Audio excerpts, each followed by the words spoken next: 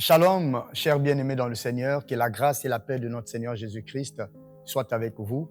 Et nous sommes dans la suite de série de notre enseignement sur la contrefaçon diabolique, la divination, la magie, une contrefaçon diabolique. Amen. Avant de poursuivre, nous voulons recommander ces instants entre les mains du Seigneur parce que vous êtes déjà connectés pour nous suivre en ligne. Que la grâce du Seigneur soit avec vous. Nous vous exhortons à partager, à liker pour nous encourager, à mettre des commentaires aussi et pourquoi pas aussi parfois des suggestions, des propositions, des remarques. Nous sommes disposés à les recevoir parce que nous sommes des humains et donc seul on ne se suffit pas, on a besoin. Le regard, l'observation des uns et des autres peuvent nous aider à nous améliorer. Que la grâce du Seigneur soit avec vous. Que le Seigneur vous bénisse. Tendre Père, nous te recommandons encore ce moment et que tu bénisses nos frères et sœurs qui sont en ligne et qui nous suivent en ligne, qui suivent ces enseignements en ligne.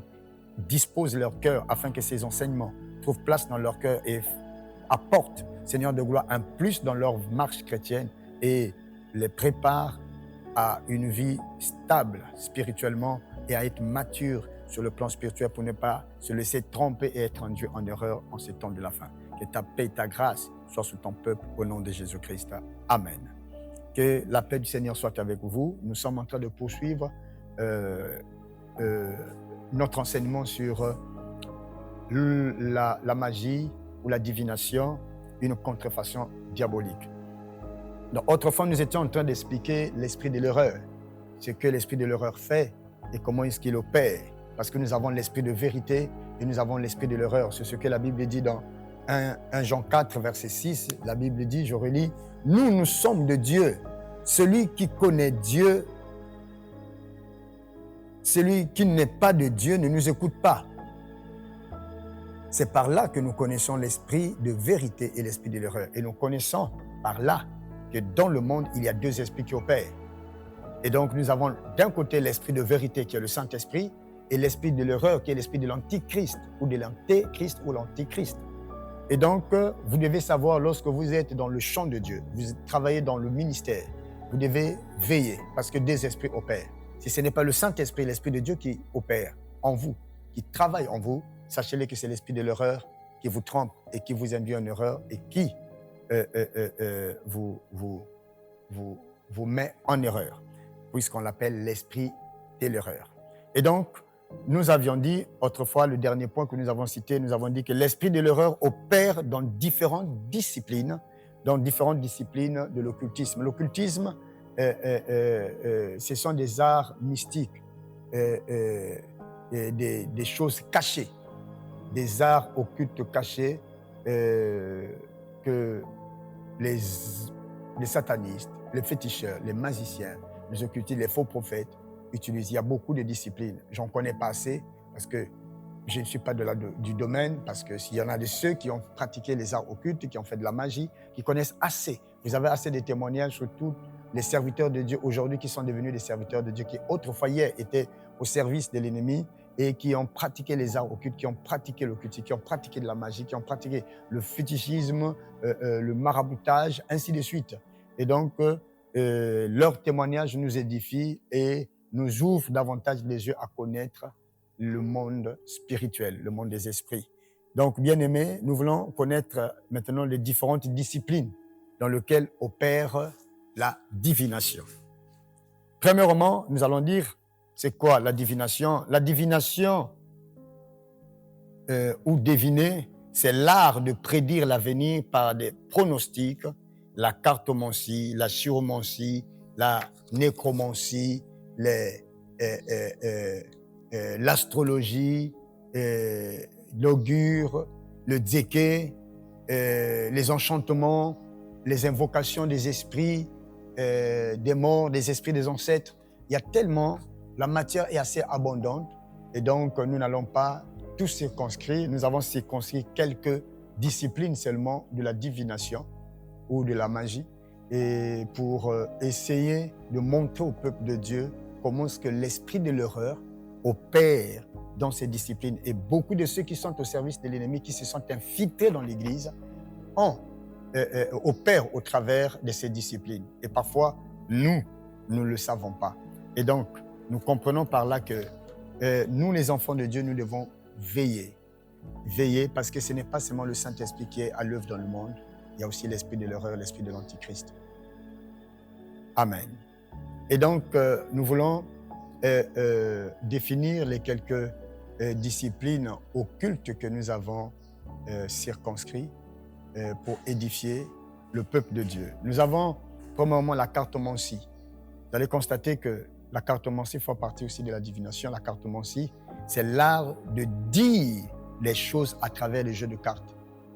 Et donc, vous allez constater même dans les cartes, il y a beaucoup des images que les ignorants ne comprennent pas. Mais ceux qui pratiquent la cartomancie et les occultistes connaissent la signification de certaines images occultées dans, ou figées dans les cartes.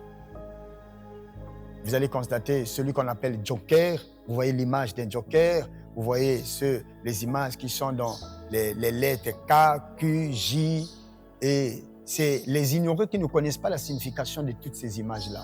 Mais ceux qui pratiquent l'art occulte, ceux qui pratiquent le mysticisme, connaissent la signification de ces choses-là. Et donc, il y en a de ceux qui peuvent prédire l'avenir des gens au travers des jeux de cartes. Ils peuvent dire des choses sur le passé, le présent de quelqu'un au travers des cartes. Ou les choses, ou les choses dangereuses, ou les dangers que guette la personne en prédisant son avenir à travers le jeu de cartes ou à travers cet art. C'est les ignorants, ce qu'on appelle les non-initiés qui peuvent jouer la carte, les jeux de cartes toujours de manière simpliste. Mais les occultistes savent mieux les profondeurs de ce jeu-là. Et donc, voilà pourquoi il n'est pas vraiment prudent parfois de jouer aux jeux de cartes. Parce que tous les jeux de cartes ont une signification maléfique. Les ignorants jouent la carte pour se divertir. Les ignorants jouent les cartes pour se amuser, la galerie, pour passer un peu du temps, pour jouir du temps libre qu'ils ont. Mais laissez-moi vous dire, les jeux de cartes que vous jouez, vous ne savez pas ce que ça produit sur le plan spirituel parce que ce n'est pas tout simplement un jeu, mais c'est tout un art. Un art maléfique qui se cache derrière. Et donc, il y en a de ceux qui prédisent l'avenir au travers de jeux de cartes. Il y a même en Europe, hein, dans les pays occidentaux, orientaux, et dans les pays orientaux, occidentaux, vous allez constater, il y en a de ceux qui ont des cabinets, hein, un cabinet spécial de ceux qui font la cartomancie. Et on va pour les consulter, pour avoir leur avis sur l'avenir, pour dire les choses concernant les vies des gens. Et nous avons, le petit B, nous avons la chiromancie. La chiromancie, c'est l'art de deviner ou de dire les choses par l'inspection ou l'observation des lignes de la main ou la lecture des lignes ou écritures. Vous voyez, hein, la chiromancie. Il y en a de ceux qui peuvent dire des choses sur vos vies en lisant les lignes de vos mains. Et lorsqu'il lit les lignes de ta main, il te dit des choses, parfois des choses qui sont vraies, des choses de ta famille, des choses sur ta vie, sur ton avenir, des choses que tu as vécues, des choses que tu as endurées. Il peut te dire des choses vraies. Mais quelle est la science qu'il utilise? Il utilise la chiromancie. Il lit et prédit l'avenir ou prédit des choses au travers des lignes de la main. Il y en a de ceux aussi, surtout en Afrique, dans l'église évangélique du Congo, dans le catholicisme, dans le catholique, et même dans des groupes de prière, il y a ce qu'on appelle le don des Écritures. Il y en a de ceux qui écrivent du charabia, des lignes, et il y en a de ceux qui ont le don de lire ces écrits-là, lire ces lignes tracées dans les cahiers ou dans les feuilles. Ils vous lisent aussi des choses qui sont vraies, ils vous disent aussi des choses qui sont réelles. Mais ça, ce n'est pas un don qui vient de Dieu, c'est la chiromancie. C'est la capacité de prédire les choses de la vie, les choses dans les vies des gens au travers les lignes de la main ou les écrits sur les papiers ou sur les feuilles, sur les cahiers. Donc, ce sont du charabia, ce que vous ne pouvez pas lire avec les yeux naturels. Vous verrez tout juste des lignes tracées sur le cahier ou sur une feuille, mais en réalité, ce sont des choses, c'est comme un code qui décrit des choses dans la vie de quelqu'un. Et cette capacité ne vient pas de Dieu, c'est une capacité qui vient de l'ennemi, c'est la chiromancie. Et beaucoup de gens pensent, surtout dans l'église évangélique du Congo, dans le protestant au Congo-Brazzaville, l'église protestante croit beaucoup, et l'église catholique, l'église, on appelle ça comment, l'armée du salut, croient. Et dans les groupes de prière, ils croient beaucoup à ce don-là. Et beaucoup pensent que c'est un don qui vient de Dieu. Mais ce n'est pas un don qui vient de Dieu. C'est de la chiromancie, c'est une divination, une autre forme de divination. Et c'est un don qui s'est introduit dans l'église évangélique du Congo, et surtout dans les groupes de prière. Et toi, parfois qui est saisi par la main et qui commence à écrire, faire des écritures, laisse-moi te dire, ce n'est pas Dieu qui t'utilise, ce n'est pas l'esprit de vérité qui t'utilise, mais c'est l'esprit de l'erreur. Et il passe au travers d'un don qu'on appelle la chiromancie, et toi tu penses que c'est un don qui vient de Dieu. Laisse-moi te dire, ce n'est pas un don qui vient de Dieu, cette capacité à lire au travers les lignes de la main ou à lire au travers des écrits en forme de lignes dans un bout de papier, dans un cahier. Eh bien, mon bien-aimé, mes bien-aimés frères et sœurs, ce n'est pas des dons qui viennent de Dieu. Ça fait partie des dons de divination, des dons de l'ennemi, de l'esprit de l'erreur, l'esprit de l'antichrist. Et tu sais, il y a encore un autre don dans la divination, dans l'art occulte, dans ceux qui pratiquent l'occultisme. D'autres le font par ignorance. Il y en a de ceux, parfois, c'est par ignorance que ces dons se manifestent en eux, parce qu'ils ne savent pas que c'est l'esprit de l'erreur. Ils ne prennent pas le temps de lire la parole de Dieu pour détecter la tromperie, la surenchère de l'ennemi. Et voilà pourquoi la Bible dit « Mon peuple périt parce qu'il manque de la connaissance ». Il est toujours important d'examiner ce qui se manifeste en toi. Est-ce que ce qui opère en toi, ce qui se manifeste en toi, c'est un don du Saint-Esprit ou un don de l'esprit de l'erreur, de l'esprit de l'antéchrist? Sachez-le, la Bible dit, dans le monde, ce n'est pas seulement l'esprit de vérité qui opère, mais il y a aussi l'esprit de l'erreur, l'esprit de l'ennemi, l'esprit de l'antéchrist. Vous le voyez dans 1 Jean 4, de 1 à 6. Et donc, nous avons aussi un autre don qui opère dans la divination, c'est la nécromancie. C'est l'art de prédire ou dire des choses après avoir évoqué l'esprit des morts ou communiquer avec les esprits des cimetières ou les esprits des morts ou les esprits des ancêtres. Lévitique 20, verset 27, nous allons lire quand même. C'est important de lire la parole de Dieu. Lévitique 20, verset 27, nous allons lire. La Bible dit, « Si un homme ou une femme ont en eux l'esprit des morts ou un esprit de divination, ils seront punis de mort, ou on les lapidera, leur sang retombera sur eux. » Donc vous comprenez, je reprends la lecture. Si un homme ou une femme ont en eux l'esprit des morts ou un esprit de divination, ils seront punis de mort, on les lapidera, leur sang retombera sur eux. Et donc, vous voyez par là, le Seigneur montre que la nécromancie, ce sont ceux qui pratiquent la nécromancie, ce sont des personnes qui sont en communication ou en contact avec les esprits des morts. Parfois, un esprit des cimetières s'incarne en lui et il dit des choses, ou parfois l'esprit d'une enceinte, d'une personne déjà morte, incarne en lui et il parle au nom de la personne. Et vous écoutez même la voix du défunt parler dans la personne. Dans la Bible, on nous parle de l'histoire de Saoul qui est parti consulter une sorcière qui a ramené l'esprit de Samuel de ses jours de mort pour lui parler. Et donc, il y en a de ceux qui veulent recevoir des révélations au travers des esprits des ancêtres ou les esprits des personnes décédées. Mais laissez-moi vous dire, il y a une tromperie de l'ennemi. Il y a une tromperie de l'ennemi. C'est vrai, les sorciers, les satanistes peuvent manipuler les esprits des âmes déjà perdues. Parce que là aussi, vous devez le savoir, les personnes qui sont mortes sont Christ avant leur temps. peuvent être manipulés par les sorciers, les satanistes, les magiciens.